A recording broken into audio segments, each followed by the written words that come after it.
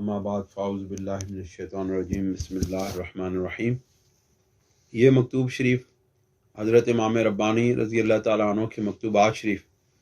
کے دفتر اول کا مکتوب نمبر 119 ہے، جو آپ نے حضرت میر محمد نعمان بدخشی رحمۃ اللہ علیہ کی طرف لکھا، اور اس میں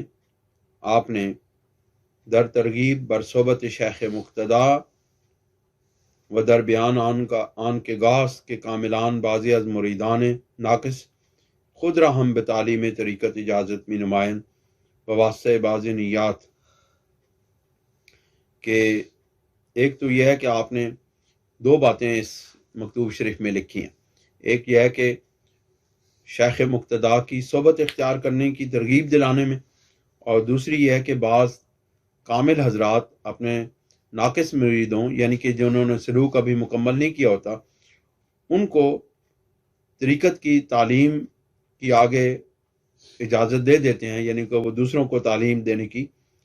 طریقت کی تعلیم دینے کی اجازت دے دیتے ہیں۔ اس کے متعلق آپ نے لکھا، آپ ارشاد فرماتے ہیں کہ مکتوب شریف خدمت میر وصول یافت این راہ کہ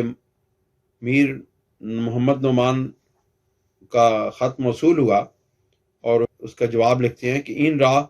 دیوانگی می طلبت و در خبر آمد است، کہ یہ راستہ جو ہے یعنی طریقت کا راستہ یہ دیوانگی چاہتا ہے، اور حضور سرور دو عالم صلی اللہ علیہ وآلہ وسلم کی حدیث ہے کہ لن یؤمن احدکم حتی یقال انہ مجنون، کہ کوئی شخص بھی اس وقت تک مومن نہیں کہلا سکتا، نہیں ہو سکتا تم میں سے، اس وقت تک کوئی شخص مومن نہیں ہو سکتا یہاں تک کہ اس کو مجنون یعنی دیوانہ نہ کہا جائے۔ وچون جنون آمد از تدبیر زن و فرزند فارغ گشت، اور جب یہ جنون یعنی کہ یہ دیوانگی ایمان کی کامل حیثیت تک پہنچ جاتی ہے، تو وہ سالک جو ہے وہ بیوی بچوں سے فارغ ہو جاتا ہے، واز اندیشہ قضا و قضا، اور یہ اور وہ کے غم سے الگ ہو جاتا ہے، جمعیت میسر شد، تو اس کو اطمینان قلب نصیب ہو جاتا ہے۔ این دیوانگی در نہاد شما ہست، آپ فرماتے ہیں کہ اے میر محمد نعمان بدخشی، یہ جو اس طرح کی دیوانگی ہے، یعنی جو اسلام کے ساتھ آپ کی وابستگی ہے، اور اللہ رب العزت کے ساتھ آپ کی محبت، رسول کریم صلی اللہ علیہ وسلم کے ساتھ آپ کی محبت ہے، اور جو بزرگان دین کے ساتھ آپ کی محبت ہے، یہ اس دیوانگی کی اس حد تک پہنچی ہوئی ہے کہ آپ کے نہاد کے اندر، آپ کی سرشت کے اندر، یعنی کہ آپ کی فطرت کے اندر یہ دیوانگی موجود ہے۔ اما بے عوارض لاتائل آن را خس پوش ساختہ، لیکن آپ نے اپنے بے فائدہ باتوں سے اس کو خس و خاشاک کے اندر، یعنی دنیا کی کاموں کے اندر آپ نے اس کو چھپا دیا ہے۔ چیتوان کر دری مفارقت قصب بے مناسبت بسیار مفہوم میں کرتا ہے، کہ یہ کس طرح ہو سکتا ہے کہ اس قصب سے، یعنی اس ظاہری معاملات کے اندر آپ کی اس طریقت کے ساتھ جو بے مناسبتی ہے یہ بہت زیادہ پیدا ہو گئی ہے، اور اس کا ظاہر ہونے لگی ہے۔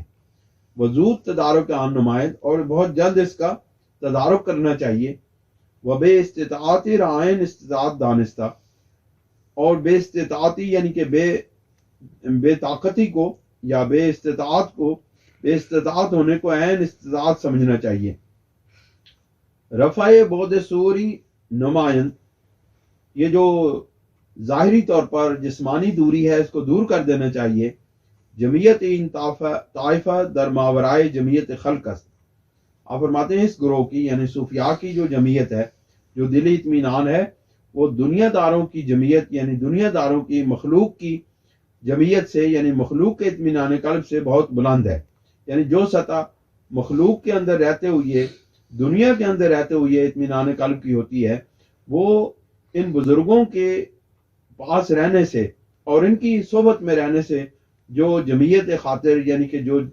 انسان کو جو اطمینان قلب حاصل ہوتا ہے، وہ بہت بلند ہے، بنسبت مخلوق کے ساتھ رہنے سے جو اطمینان قلب نصیب ہوتا ہے۔ جمعیت خلق باعث تفرقہ ایشان است۔ آپ فرماتے ہیں کہ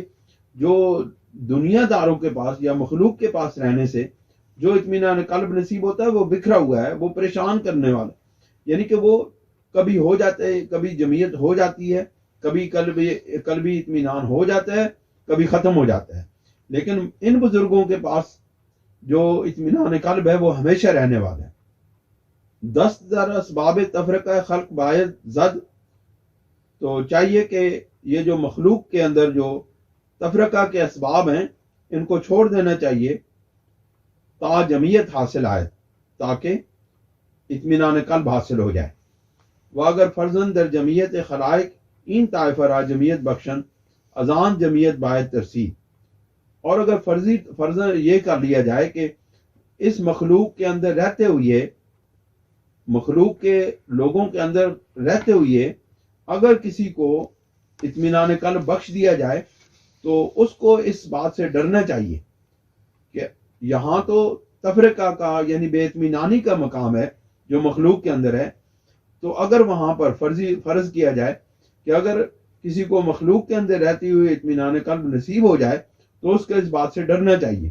وہ بجناب حق سبحانہ التجا باید آورد، اور حق سبحانہ و تعالیٰ کی بارگاہ میں التجا کرنی چاہیے تاں جمعیت بلائے جان نگر، تاکہ وہ جمعیت یعنی مخلوق کے ساتھ جو اس کو جمعیت حاصل ہوئی ہے، اطمینان قلب حاصل ہوا ہے، وہ اس کی جان کا وبال نہ بن جائے، اس کے لیے اس کی جان کے لیے آزمائش کا باعث نہ بن جائے۔ وقیاس بحوالے فلان و فلان نہ باعث کر، اور فلاں کے احوال کے اوپر، یعنی وہ ایسا ہے وہ ایسا ہے، ان کے احوال کے اوپر، ان کے معاملات کے اوپر قیاس نہیں کرنا چاہیے کہ پیش از تمامی ہم مراتب نقص است، کیونکہ تمام مراتب کو طے کرنے سے پہلے اگر کسی کو حال احوال میسر ہو جائے تو یہ تمام کا تمام نقص ہے، علی تفاوت درجاتہا، ہر کسی کے اپنے درجے کے فرق کے لحاظ سے۔ پھر یہاں پہ ایک مصرع لکھتے ہیں کہ فراق دوست اگر اندک است اندک نیست، کہ دوست کی جدائی اگر تھوڑی سی دیر کے لیے بھی ہو تو وہ تھوڑی نہیں ہے، یعنی اپنے شیخ کامل سے جدائی نہیں کرنی چاہیے، اس کی بارگاہ میں رہنا چاہیے۔ پھر فرماتے ہیں مشایخ طریقت پیش از تمامی بعض مریدان را اجازت تعلیم طریقت دادان۔ آپ فرماتے ہیں کہ بعض مشایخ جو ہیں وہ اپنے مریدوں کو تمام مراتب کو طے کرنے سے پہلے ہی طریقت کی تعلیم دوسروں تک پہنچانے کی اجازت دے دیتے ہیں۔ حضرت خواجگان حضرت سید بہاؤالدین نقشبند بخاری قدس اللہ تعالی سرہ مولانا یعقوب چرخی را بعد از تعلیم طریقت و تصلیح کے بعض از منازل فرمودہ بودند کہ اے یعقوب ہرچے از ما بطور رسیدہ از بخلق برسان، کہ حضرت خواجگان حضرت بہاؤالدین نقشبند بخاری رحمۃ اللہ علیہ نے اپنے مرید خاص حضرت مولانا یعقوب چرخی رحمۃ اللہ علیہ کو تعلیم طریقت یعنی طریقت کی تعلیم دینے اور سلوک کی بعض منازل طے کرنے کے بعد ارشاد فرمایا کہ اے یعقوب جو کچھ تجھے ہم سے ملے تو دوسروں مخلوق تک اس کو پہنچا دے۔ وہ حال آن کے فرمودہ بودن کے بعد از من در خدمت علاؤالدین خواہی بود، اکثر کار در خدمت خواجہ علاؤالدین کردان۔ آپ فرماتے ہیں کہ اور ان کی صورت حال یہ تھی کہ ان کو فرمایا گیا، ان کو حضرت بہاؤالدین نقشبند بخاری رحمۃ اللہ علیہ نے فرمایا تھا کہ میرے بعد تم حضرت خواجہ علاؤالدین رحمۃ اللہ علیہ کی بارگاہ میں چلے جانا، اور پھر آپ کے حکم کے مطابق آپ حضرت خواجہ علاؤالدین رحمۃ اللہ علیہ کی خدمت میں، یعنی کہ حضرت علاؤالدین عطار رحمۃ اللہ علیہ کی خدمت میں چلے گئے تھے، جو حضرت بہاؤالدین نقشبند بخاری رحمۃ اللہ علیہ کے اجل خلفاء میں سے،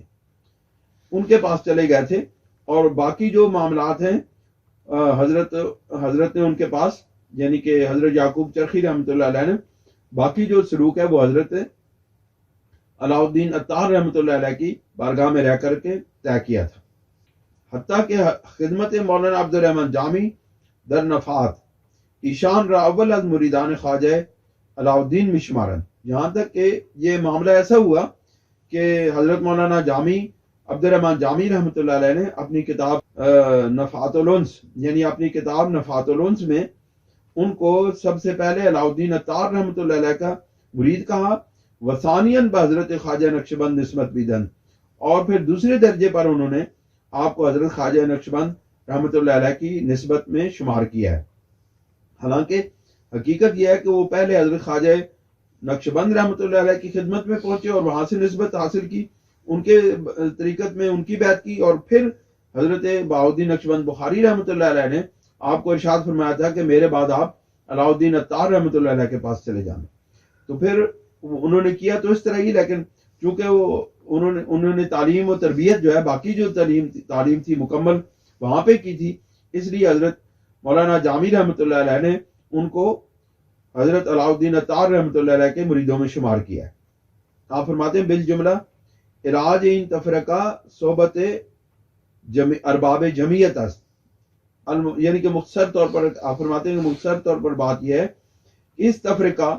یعنی اس پریشان حالی اور اس جو بے اطمینان قلب کی بے اطمینانی ہے، اس کا علاج جو ہے یہ ارباب جمعیت کی صحبت اختیار کرنے میں ہے، یعنی جن کو اطمینان قلب حاصل ہو چکا ہے ان کی صحبت اختیار کرنے میں ہے۔ مقررن و مؤکدن نوشتہ شدہ است، اس کو بار بار اور بڑی تاکید کے ساتھ لکھا گیا ہے۔ وہ شنیدہ شد کے مولانا محمد صدیق نوکری اختیار کردہ وضع فقراء را گزاشتہ است۔ آپ نے پھر ایک اپنے اور مرید کے متعلق لکھا کہ حضرت مولانا محمد صدیق کے متعلق سنا گیا ہے کہ انہوں نے نوکری اختیار کر لی ہے اور انہوں نے فقراء کی جو وضع قطع ہے اس کو چھوڑ دیا ہے۔ افسوس ہزار افسوس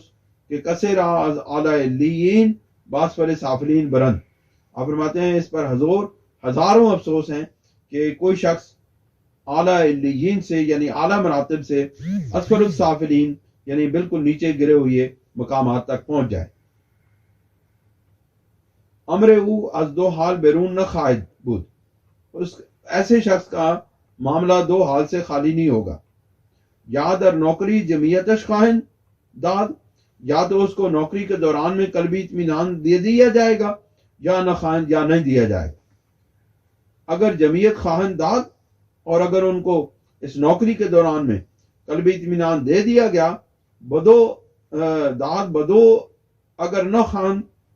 داد بدتر، تو اگر دے دیا گیا تو یہ برائی ہوگی، بری بات ہوگی، اور اگر نہ دیا گیا تو یہ اس سے بھی بدتر بات ہوگی۔ ربنا لا تزغ قلوبنا بعد إذ هديتنا وهب لنا من لدنك رحمة إنك أنت الوهاب۔ وآخر دعوانا أن الحمد لله رب العالمين۔